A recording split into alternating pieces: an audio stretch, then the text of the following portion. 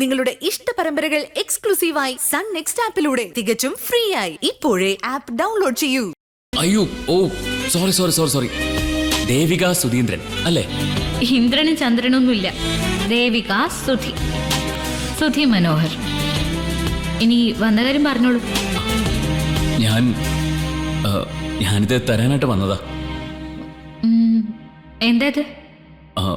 നോക്ക്, ദേവികയ്ക്ക് ഏറെ പ്രിയപ്പെട്ട ഒന്നാ.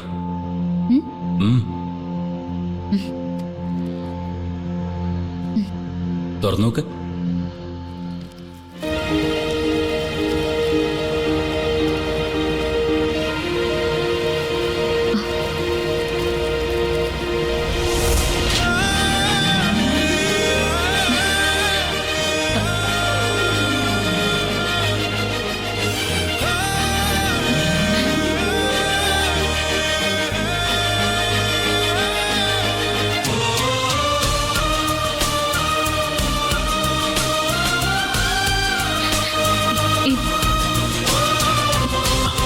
ഇത് ദേവികയുടെ സുധിയേട്ടന്റെ ചിത്രം.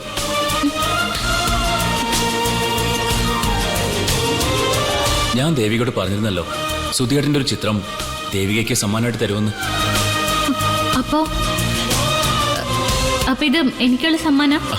ചേടാ, ഇനിയും മനസ്സിലായില്ലേ? എന്റെ പൊന്ന് ദേവികെ, ഇത് ദേവികയ്ക്കുള്ള സമ്മാനം തന്നെയാ.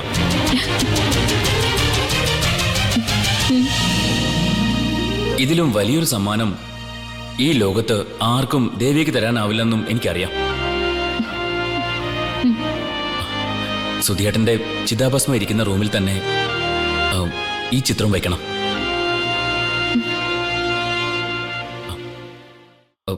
സുധിയേട്ടന് എന്നോടും ഒരിത്തിരി ഇഷ്ടം തോന്നിക്കോട്ടെ.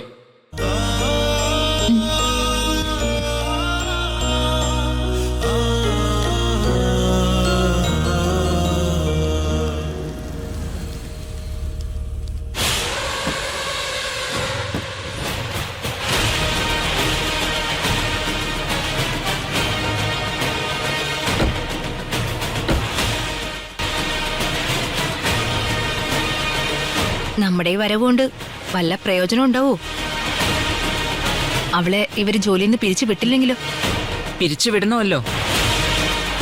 ഇത്രയും സ്വഭാവദൂഷ്യമുള്ള, തലയ്ക്ക് വെളിവില്ലാത്തവളെ ഏതെങ്കിലും ഒരു സ്ഥാപനം ജോലിക്ക് വെക്കുമോ? സ്വന്തം ഭർത്താവുമായിട്ട് അവീത ബന്ധമുണ്ടെന്ന് നാട്ടുകാരും ഓൺലൈൻ മീഡിയകളും പറഞ്ഞിട്ടും അവളെ തൊടാൻ ഇവിടെ അക്ഷര മാഡത്തിന് കഴിഞ്ഞിട്ടില്ല. അക്ഷര മാഡത്തിന്റെ അച്ഛന്റെ പിന്തുണയും ആ ദേവികയ്ക്കാണെന്നാ കേട്ടത്. സുധിയുടെ അനിയത്തി നിത്യ പറഞ്ഞതാ. കടക്കണ്ണേറ് വശമുള്ളവൾ ഏതാണുങ്ങളെയും വീഴ്ത്തും, അത് സ്വാഭാവികം. പക്ഷേ അവളുടെ ഒടുക്കത്തെ കളിയാ നമുക്കെതിരെ വന്നത്. നോക്കിക്കോ നീ. വാ.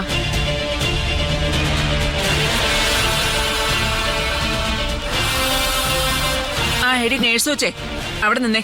ഇവിടുത്തെ ഈ അക്ഷര മേഡത്തിന്റെ റൂം എവിടെയാ? അതോ, നേരെ ചെന്നിട്ട് റൈറ്റ്, ഏറ്റവും എൻഡിലുള്ള ക്യാബിനാ. താങ്ക്സ്.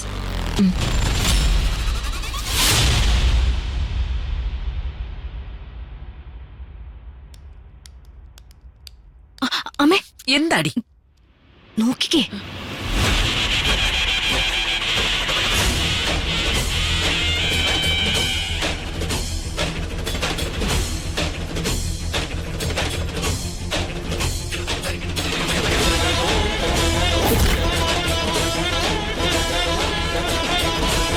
ആ യക്ഷി ചെറുക്കനെ വശീകരിച്ച് പിടിച്ച് ഇവിടെ കൊണ്ടുവന്ന് നിർത്തിയിരിക്കുക.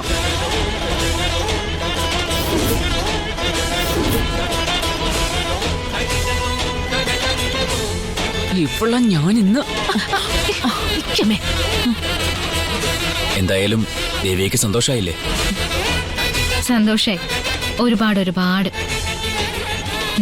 താങ്ക്സും ഉണ്ട്. ഒരുപാട്. ആഹാ, താങ്ക്സോ? കൊള്ളാം. ഒരു ചിത്രം തന്നതിന് ഇത്രയും താങ്ക്സ് എങ്കിൽ അപ്പോ ഒരു ഹൃദയം സ്വീകരിച്ച് ഞാൻ എന്തുമാത്രം നന്ദി പറയണം. ഒരു ജന്മം കൊണ്ട് തീരുവോ ആ കടപ്പാട്? അങ്ങോട്ടും ഇങ്ങോട്ടും നന്ദിയൊക്കെ പറഞ്ഞ് വെറുതെ ഫോർമൽ ആവണ്ട. അല്ല, അപ്പോ ദേവികയുടെ ജോലി നടക്കട്ടെ. ഞാൻ നിരഞ്ജൻ സാറിനെ ഒന്ന് കാണട്ടെ.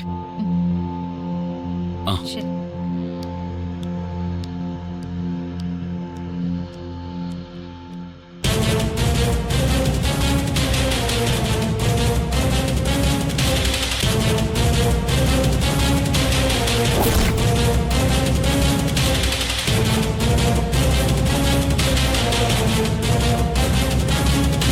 ആള് കൊള്ളാലോടി.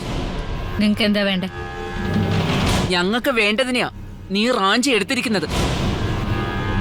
നീ ഇത്ര അതിസാമർത്ഥ്യക്കാരിയാണെന്ന് ഞങ്ങൾക്ക് അറിയില്ലായിരുന്നു. നിങ്ങൾക്ക് എന്താ കുഴപ്പം? നിങ്ങൾക്ക് എന്താ വേണ്ടത്?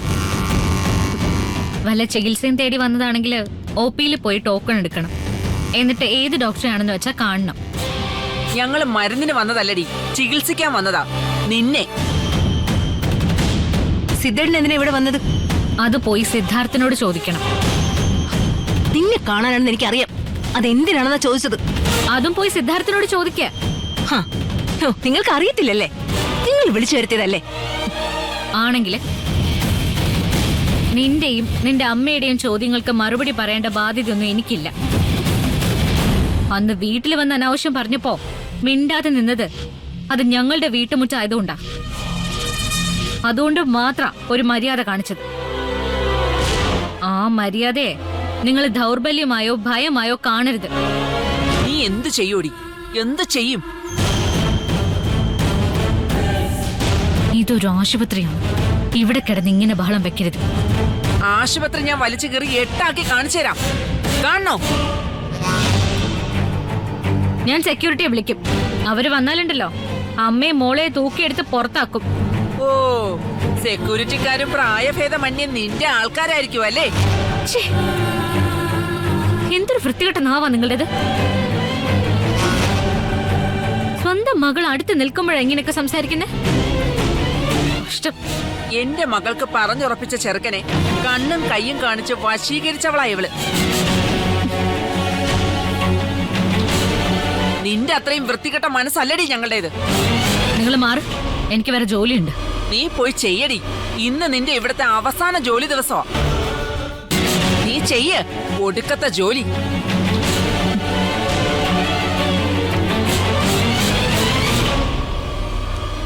വാ മോളെ.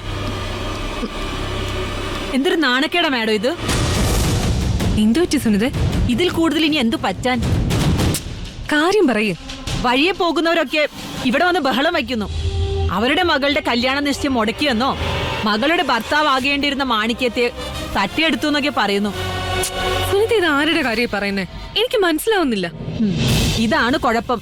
ചില സമയത്ത് മാഡത്തിന്റെ തലച്ചോറ് പെടലിക്കാം. ഞാൻ പറഞ്ഞത് ഇവിടത്തെ അകത്തമ്മ ദേവികയുടെ കാര്യമാ. ആ സിദ്ധാർത്ഥം കെട്ടാനിരുന്ന പെണ്ണും അവളുടെ അമ്മയും വന്നിട്ടുണ്ട്. എന്തൊരു ബഹളമായിരുന്നു അവിടെ പുറത്ത്. അതും രോഗികളുടെയും സ്റ്റാഫുകളുടെയും മുന്നിൽ വച്ച്. നാണക്കേട് കൊണ്ട് എന്റെ തൊലി ഉരിഞ്ഞുപോയി.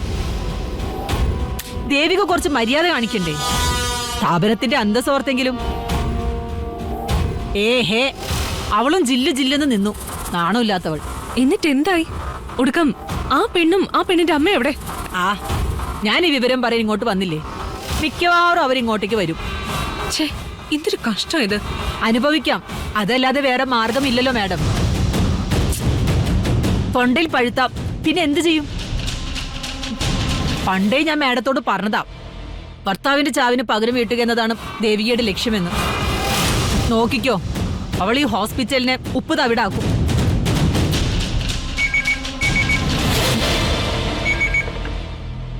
മാഡം, ഒരു പെൺകുട്ടിയെ അമ്മയും കാണാൻ വന്നിരിക്കുന്നു. വരാൻ പറയൂ. വരുന്നുണ്ട് തൊള്ളയും മോളും. എന്നാ ഞാൻ സുനിത അവിടെ നിന്നേ.